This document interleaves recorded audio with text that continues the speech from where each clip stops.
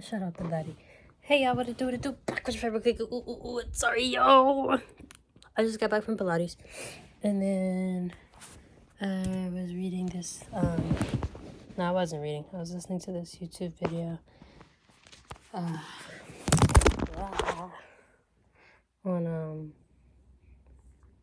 YouTube. And then I read a section of the Bible from the little planner thingy that I didn't finish, that I'm trying to finish up this week instead. And one of the sections said read Ephesians 2. I'm trying to get back with like being consistent to grow my connection with God stronger. Most times as a Christian, I don't feel like I'm doing the best. And coming from a person that likes to do well at everything and then gets upset when I feel like I'm not doing well, it kind of like beats me up, I guess. Like at work, when I feel like I'm not doing it fast enough, I'm not doing fast enough, I'm not doing it fast enough, because everyone around me are like faster than me, and like they're good at people, and like they're favored, and like I don't think I'm a person that they would like see as like good enough to be a leader or trust me with certain things. And because I don't have the skill that's good enough and stuff like that, I get sad, I get irritated, and it really like hits at like my self-esteem in a way. And then I realized to myself, oh, I never noticed how slow-paced I am with everything that I do. Like, I'm very slow-paced, even when I think I'm going fast. And it's just like, I'm slower than most as usual. And like, I never noticed because I care about the details that I'm doing, and people will be like, oh yeah, you're thorough, but we need you to be thorough and fast. And it's like, I haven't grasped the fast. It's like, I want it done well, and it takes me more time than it would most. And even like at Pilates, it's like everyone around me seems to be able to have stronger ab core, and they can do all these other things. And it's taken me time to get there, and I'm doing all the exercises a little bit slower than usual, or everyone else around me. But I still feel like I'm seeing the results though. Like, I know this is about Jesus, but like, I'm trying to get my tummy back. Exhale. Even when exhaling, you can see the, you know? I just got these leggings too. But, I had a point to that. Even with my walk with Christ, I feel like it takes me longer than everybody. I compare myself to a lot of different people. You're not supposed to do that. But it's harder than you think. And then you think about like issues that go on, and like how you're attacked. It's normally like mental. And I'm a person that just thinks about a lot of different things. I used to say I overthink. I don't overthink, but a lot of things is on my mind. And a lot of those thoughts start to wander and get to you, and all that jazz. And I had a point that I was connecting all this back to. I'm kind of digressing, but I'm trying to have a connection with Christ, a stronger one, because I want to be happy. I want to genuinely be happy. Most people know me as a bubbly person, that's just something I had a conversation with Luis about. Yeah, it's just earlier. Luis, like the boy I had a crush on. It's my personality. I am a bubbly person in general, but I'm not always happy. And I want to be just always joyous. And that comes from God. So I'm not saying that I'm not joyous, but there's definitely a difference, okay? I can promise you that. I know that because when I first started reading my Bible and I was consistent, I was doing it a little bit different. I was just like reading it straight through, just consistent, ongoing reading it. And then whatever I understood. Whatever I didn't, right? But as long as I got the bigger picture, we were good. And 9 times out of 10, I normally got the bigger picture of the chapter, but I didn't try to like go verse for verse to like understand each verse, which is why it's taking me longer now. It's taking me more time to finish the Bible, which was my goal. But it's always a backtrack. I'm still on Isaiah. Yeah. Only like chapter 19. So the last time I've done these videos, I was like on chapter 11 and went back and reread chapters and then went back again and reread it over and over and over again. Like, yeah, no. Like being stuck on those chapters. And I used to just go straight through and just consistently read and then pray at night and pray when I get up in the morning. Like, I wouldn't even sit up. I would just first pray and then sit up. You feel me? Before I went to bed, I would get off of my bed on my knees onto the floor and pray before I went to bed. And then I would wake up before I sat up. Thank God for waking me up.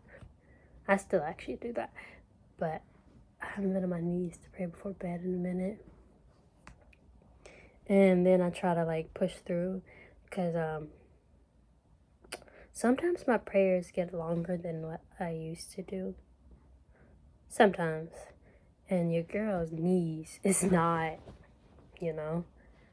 But my point is, I was consistent with it. And almost instantly, not instantly, but almost instantly,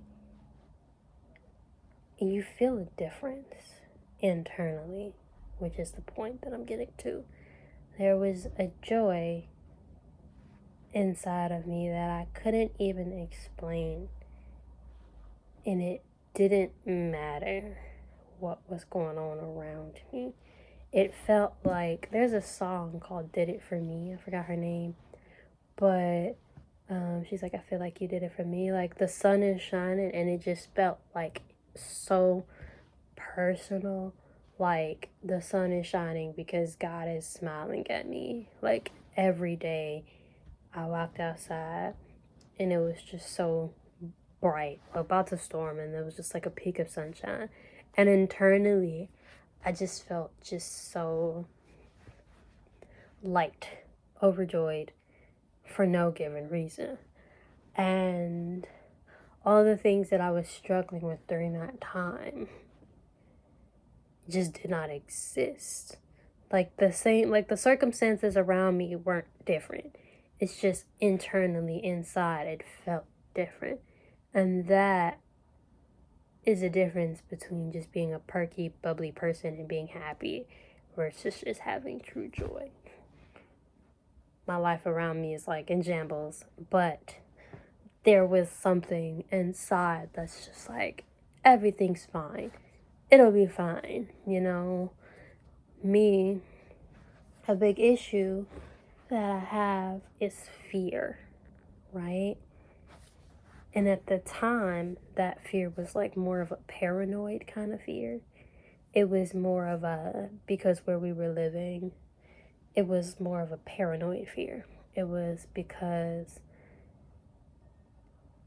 it just felt off being in that house. It just, like, people were just watching me constantly, right? And it just felt very uncomfortable. Mind you, I lived in that house for 13 years. So, 13 years. And then a good chunk of those years, it just feels like I was scared to be in that house by myself, right? Because it just felt like,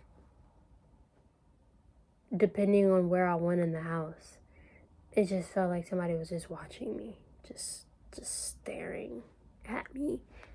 But I was the only one in the house, and it just felt so uncomfortable. Like, you could just feel presences around you. And I would be so uneased by it. And then on top of that, someone's like, it's the complex was buried over a cemetery, and that made me scared. And then my neighbors would tell me stories about how they would see ghosts and stuff like that. And I'd be like, I don't like that. Right? And I was paranoid. I was locking myself in the room, running up the stairs. If I had to go to the bathroom, it didn't matter. I wouldn't move, okay?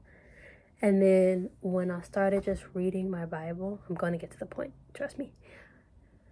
One night, just consistently, I finally finished Genesis, because for some reason I kept going over and over and over. It took me so long to finish Genesis. Like, the amount of times I restarted Genesis, which is the first chapter of the Bible, it's insane. Like, it's ridiculous.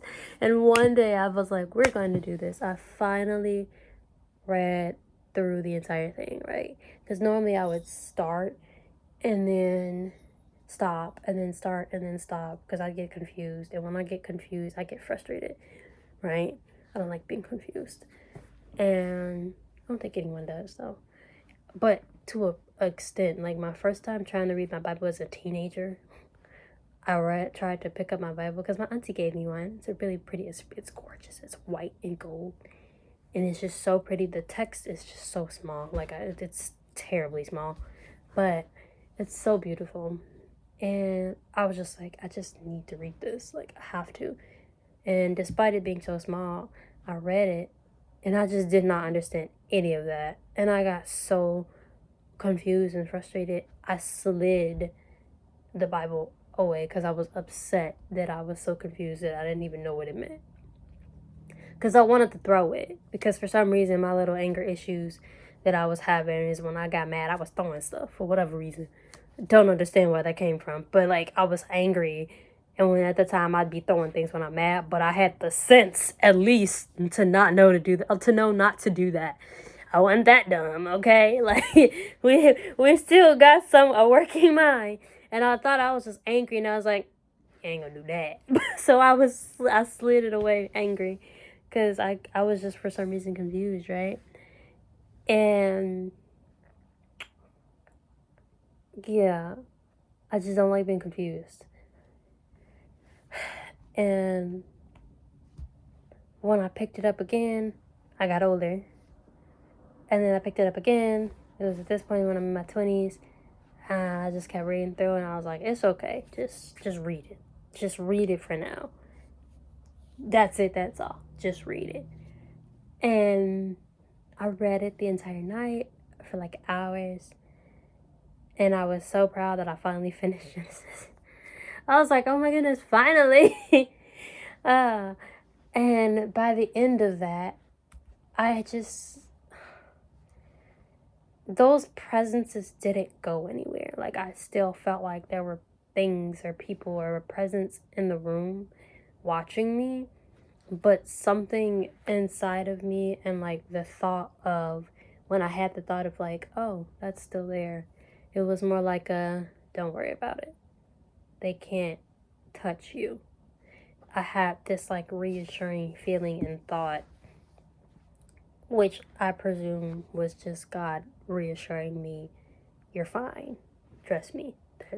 These things in this world can't really interact with you. So when I felt like someone was just watching me, because in that room, bro, it just felt like I always felt off, because it was like I'd be sitting on the bed like I am now, and then be like right over here, like someone's just watching me. And I just got the feeling of, it's okay. They're not gonna touch you, they're not gonna hurt you. Don't worry about it. Like, don't think too much into it. And I felt a sense of calmness through that.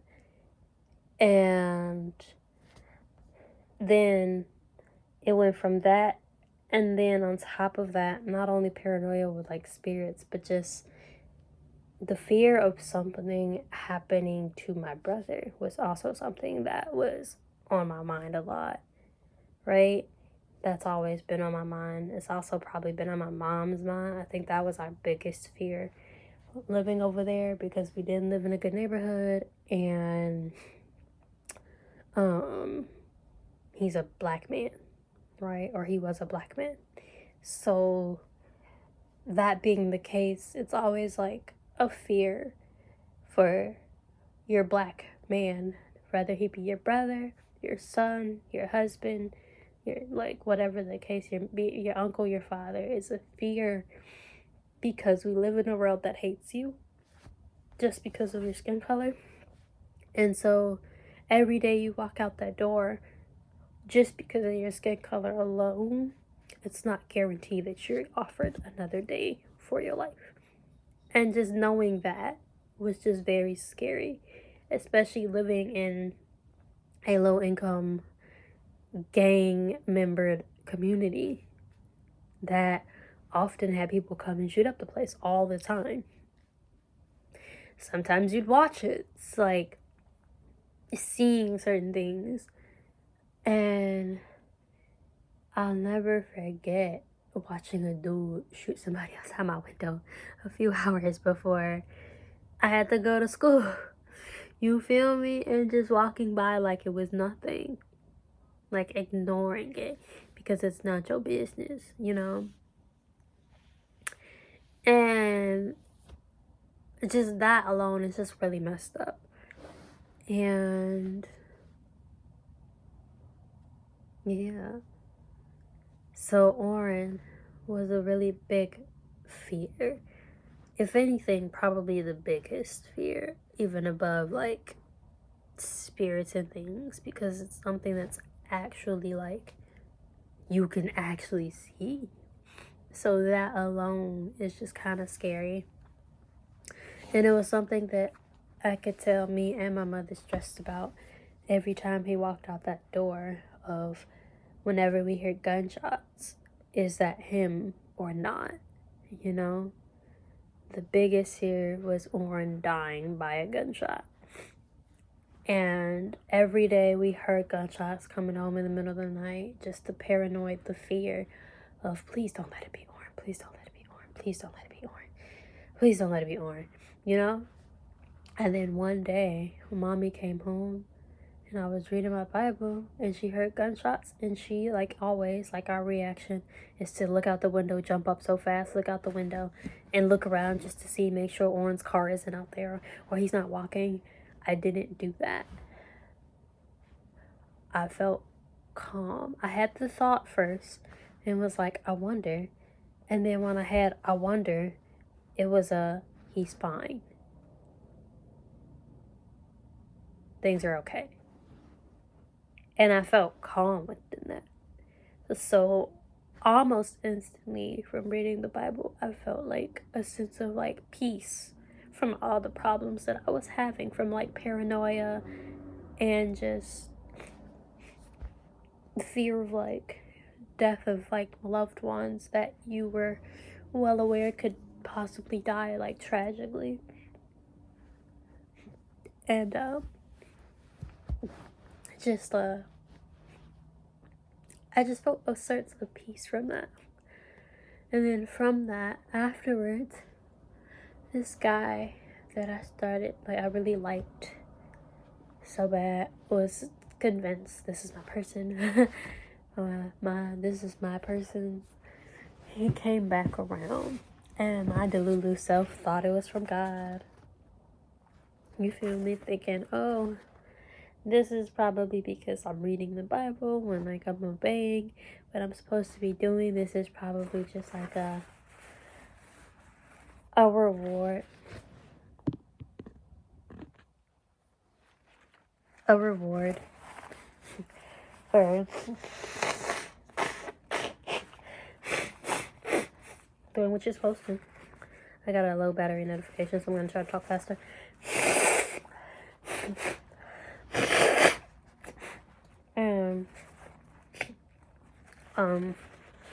Because God gives you the hearts. God gives you the heart, the desires of your heart. And that's what I thought it was. Maybe it was, maybe it wasn't. Maybe it was God showing me that it can he could make it happen if he wanted to. But it wasn't what was best for me because yeah. It started off great. I felt like I was influencing the guy to pray at least and believe in God, because he wasn't one that he kind of like, based on whatever girl he was around, was the kind of thing he would say.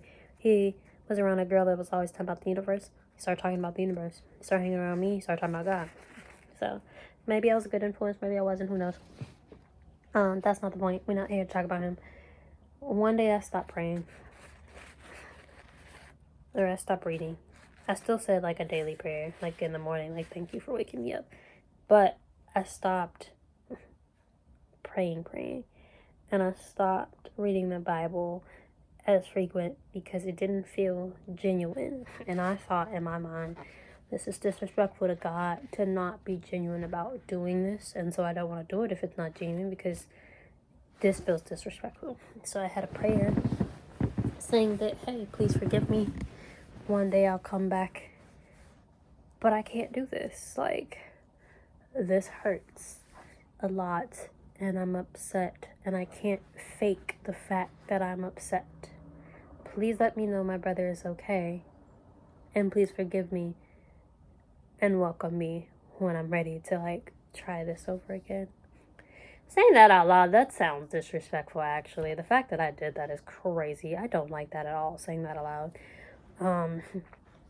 But that is what I did. I asked for a sign that my brother was okay. And then for forgiveness for not having a relationship or trying in the relationship with him. Unbelievable. Now I feel upset. But that's what I did. And life got hard afterwards. Everything went back down south. Me and the guy stopped talking. And it went chaotic. I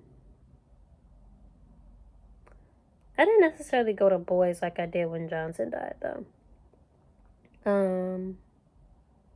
Yeah, no. But it went back to, like, I started chasing my ex again. Well, not chasing. I started hanging out with my ex, because me and the other guy stopped talking.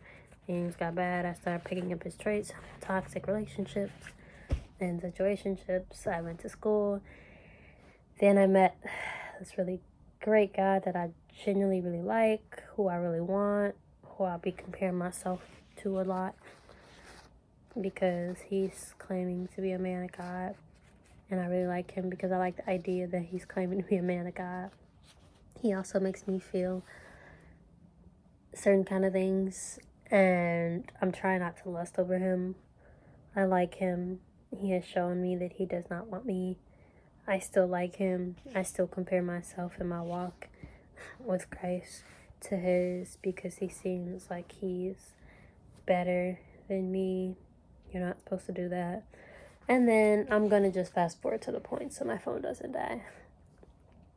Watching a video on my way home from Pilates about ending confusion, because God did not give you the spirit of fear, but of power and of love and of a sound mind. So I spent 20 minutes talking about how I was fearful, how I was confused-ish, or I don't like being confused, and how I don't have peace in my mind because I'm always thinking about all these things. And then once you go to God, he gives you those things, right?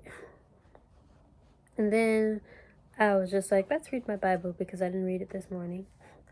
And then, based off that little thing that she gave, today we were reading Ephesians 2, and it says, made alive in Christ. And I'm gonna just read 1 through 10, verse 1 through 10, Ephesians 2. And you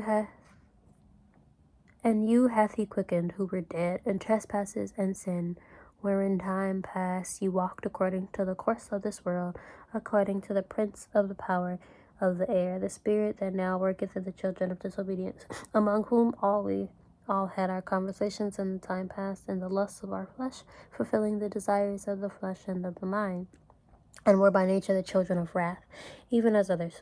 But God, who is rich in mercy, for his great love wherewith he loved us, even when we were dead in sin, hath quickened us together with Christ. By grace ye are saved.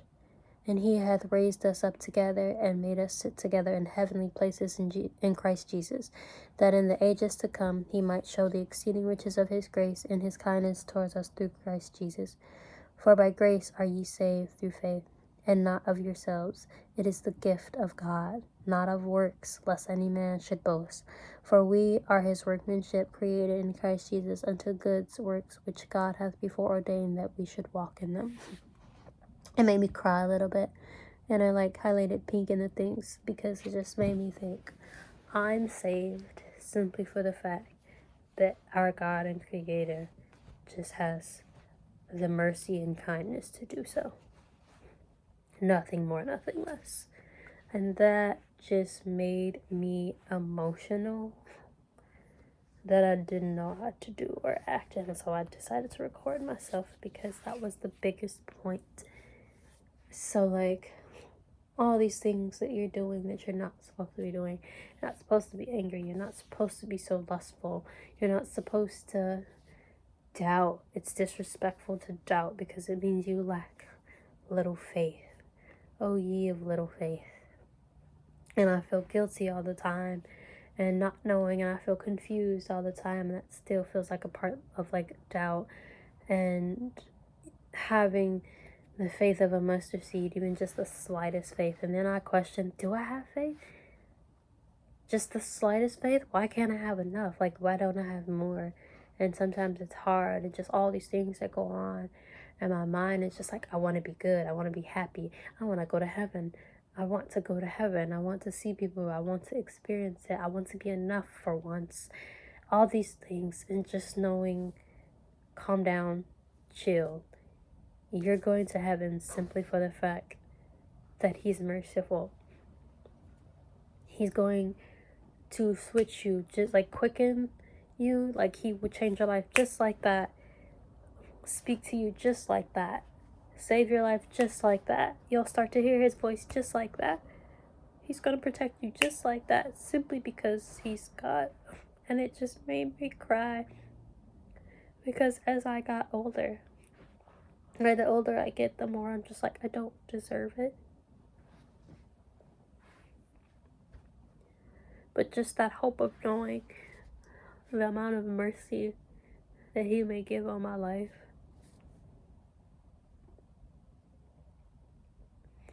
The only thing I could do is just praise when that time comes.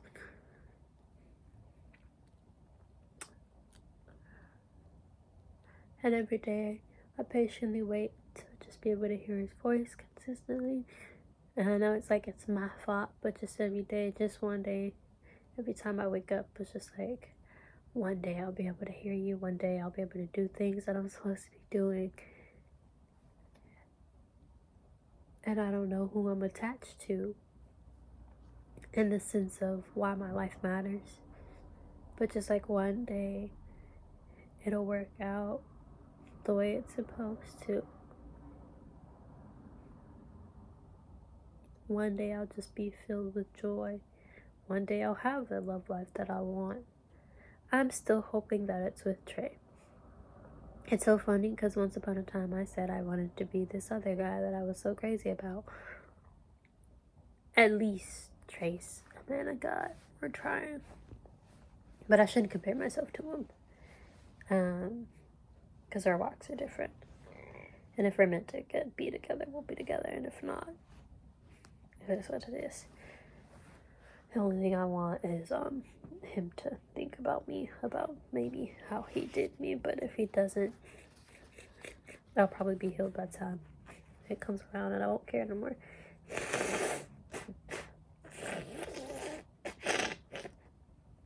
But just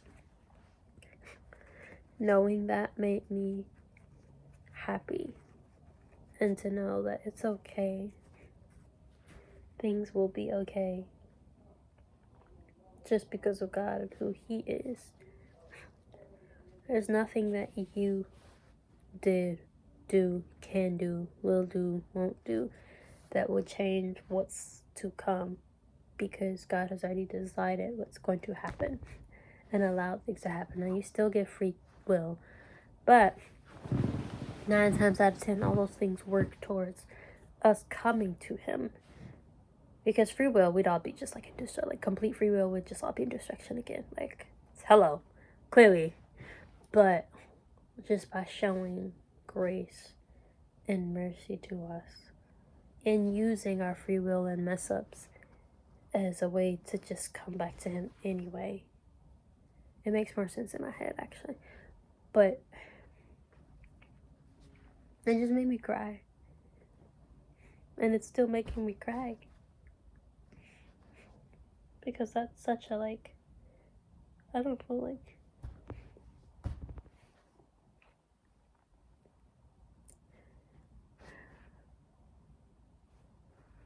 it's just because He's God. I could go make as many things for charity as I want, but it wouldn't matter. So even when you line up and they're just like, He divides His people, and like, people buy like their works and their fruits, and it's like, yes, that's important. You want to still strive to do these things, but that still won't matter or determine whether or not you're saved or not, because you're human. You're always going to mess up or do something wrong or fall short one way or another at some point in time, consistently, more than once in your lifetime. And if it were determined by that, we'd all be going to hell, you know? But simply for the fact that we're trying and striving little by little, and just like wanting to get close to Him, the desire in your heart to at least want to have that connection and not hate Him wholeheartedly, just that alone. And then God just being kind and merciful anyway will just save you. Like, just because it's not because of you, but because of me, I will forgive you and you're saved. And like, this is how you are allowed in my kingdom, because of I'm granting this mercy on you, or for you. I'm giving you mercy, I'm giving you grace by that alone. You better not ever like raise your voice to be like, oh, I did this and I did this, so I deserve to be in heaven. Excuse you? You know how many things you've done that technically disqualifies you? Oh, okay. But you should still want to try to do good. You should still be doing good, even though it'll never be enough to amount to God. But He will still be merciful and gracious. And I told myself downstairs when I first read it, it's just like, you doubt every single time, and you tell yourself this every single time, and you fear every single time. What if you're not good enough for God? What if you're not good enough for God? What if you don't make it? What if you don't do this? What if you don't do that? And then you keep having a reminder saying, what's wrong with you? Like, why do you doubt this much? I've told you several times, you are saved through me. And I just cried.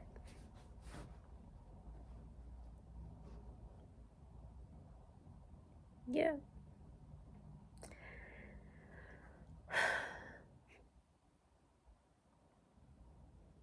We should want to get to know Christ. We should want to talk to Him all the time. I should want to talk to him more than I do all the boys that I be liking so much or bad. I should want to talk to him more than I want to talk to Trey. Yeah. I just be desiring cuddles and like hearing like a verbal voice, but no one will ever make me feel joyous or comfort me or protect me or love me more. And all the things I desire anyway is just basically desiring Christ. Especially when I think about to myself the things that I want in life.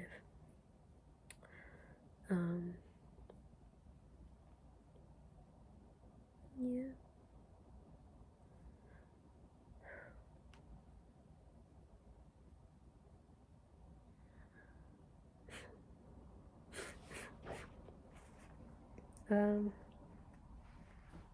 I had a train of thought and I lost it. I don't want to be ashamed of who I am. I want to be proud in who God called me to be.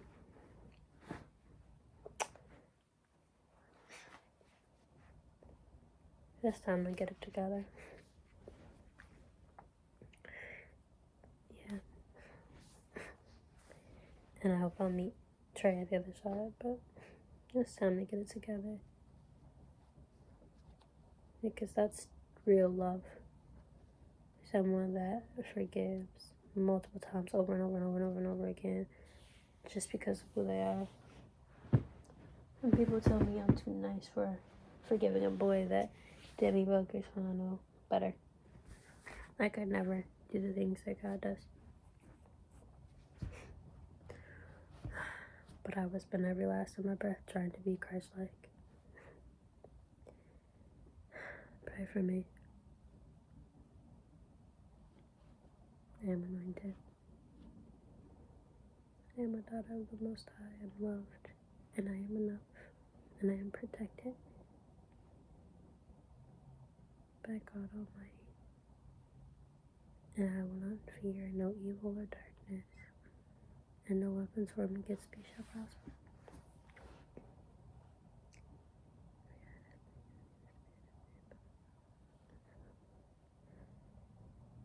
May I do all things as through Christ. Amen. But yeah. Bye.